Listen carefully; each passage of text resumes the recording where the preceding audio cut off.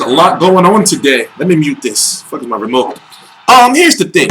If you want to watch like fights on Charles Hatley, you know, you have to go through a lot. Crazy that I had to watch, that was his last fight, right? Against Anthony Mundine, right?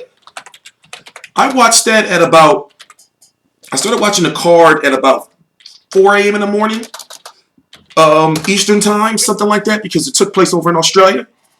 Charles Hatley is 26-1-1 with 18 KOs. He's fighting Jermell Charlo. He's the WBC 154-pound champion. Jermell is the one who's moved up to 160 pounds, and he has been ordered by the WBC to fight Jorge Sebastian Hyland to be the #1 contender for Golovkin's WBC title at 160 pounds. That's a whole nother video. I believe I've done it already. Go check it out. So, Jermell Charlo is fighting Charles Hatley. Charles Hatley last fought in November of 2015 against Anthony Mundine. That's the fight I covered. Right? Then before that, so Roman, I believe Canelo fought him in the past. Richard Gutierrez, I believe that, let me check. I believe that Gabriel Rosado fought him in the past. Am I right? Am I right? No, but he's fought Venice Martirosyan, you know, Suki Wookie Camford. Basically, he even fought Canelo's brother, meaning this Richard Gutierrez guy.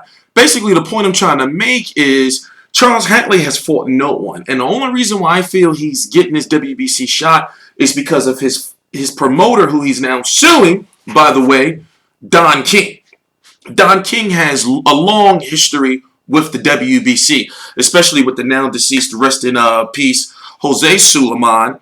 But the WBC is now run by his son, Mauricio Suleiman, so you would think that Don King has ties with him too, because pretty much he watched him grow up.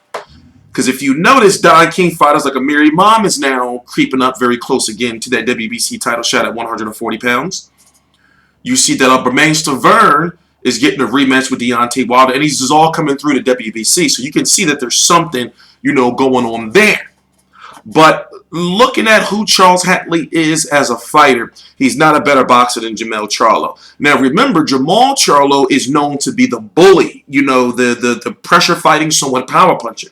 We saw what he did against Julian Williams. You know, he's the one that has the more KOs. Jermell is more of the boxer. Sometimes he can tend to start late. He's 28-0 with 13 KOs. Remember, his last fight was last May. He's been on for this time. I believe there was some type of injury. Was he the one that had the eye injury or whatever the case may be? Well, anyway, he fought John Jackson in his last fight, in a fight in which he was losing on the cards. The judges had John Jackson up 164-69. 64. All three had John Jackson up, but then he stopped John Jackson to where John Jackson did this whole little stinky leg thing and froze up and then turned his back and went to the corner for the KO. I'm going to be uploading some highlights and clips to my Instagram and my social media soon of that fight. All the links to my social media are right down below in the description box, or in this day and age, I mean, come on, just Google me. You know, just Google T Street Controversy and you can see my Twitter, my Instagram, which is very, very active now.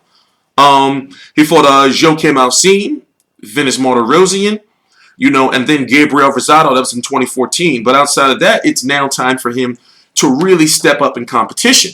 Now, of course, Charles Hatley is the mandatory, but going forward, his next mandatory will be Erickson Lubin. Now, that's a fight that I'm very highly looking forward to, even though it's not a big money fight, because Erickson Lubin is still relatively unknown, and Jermell Charlo is still building his name.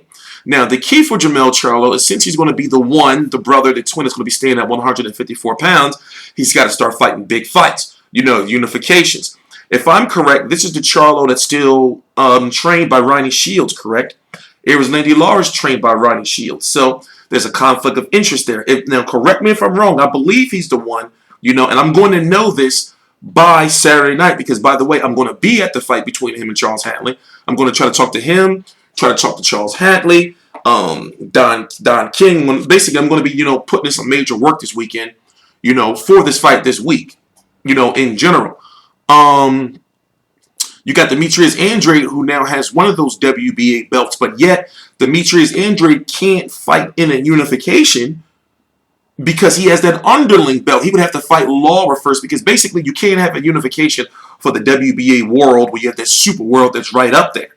You know, so there's an issue right there. You have IBF champion Jarrett Swift-Hurd, who's going to be likely, you know, fighting a guy somewhere in the top 15 of the IBF just to get a nice little win under his belt after fighting for the title and then possibly going for a unification or a big fight. You know, and looking at the division, you got Liam Smith and Liam Williams out there who are likely going to be fighting in a rematch. But the 154-pound division is not, it's not really a lot there, you know, outside of the names that I just mentioned. You know, you have a Miguel Cotto who's very rumored to be taking on Yoshihiro Kamagai. You can see what's going on with a Carlson Jones, you know. But, you know, for a guy like Jermell Charlo, who's at a point in time in his career where he needs big fights and he needs to start making some money, you know, it's not really much there. But anyway, I'm T Street Controversy. This is T Street Controversy Live. As I said, what we're going to do is we're going to be interviewing these fighters throughout the week. You know, I'm going to get all cleaned up, get the beard and everything shaped up. I'm going to go out to Brooklyn looking fresh and being on our low-key, you know how we are for those who see me at fights. I'm going to be on my low-key, you know, type thing. Actually very professional, but yet relevant questions. I'm not going out there to, you know, get content or questions that fans really don't want to hear about. We're going to ask Jermell Charlo what is next, and Jermell Charlo what is next, you know? And I'm going to let them know I'm not just one of these media members where you can just start shouting out names and I know that there's political shit that'll stop the fight. Just putting a little disclaimer out there. Anyway, I'm T Street Controversy. This is T Street Controversy Live. I cover every single major fight live. As I said, all the links to my social media are right down below in the description box. Major things going on. Also, be sure to visit FightView360.com. Our boxing schedule is updated. Our fighter rankings as far as the WBC, WBA, IBF, and WBO are being updated, and now they're going to be updated consistently. We have some new advertisements coming, and also we have sponsors that I will be giving info about soon. You know, there's a lot going on. We've made some major advancements. We're back doing videos consistently. Please subscribe. What else should I touch on? Yeah, that's it. T Street Controversy, T Street Controversy Live.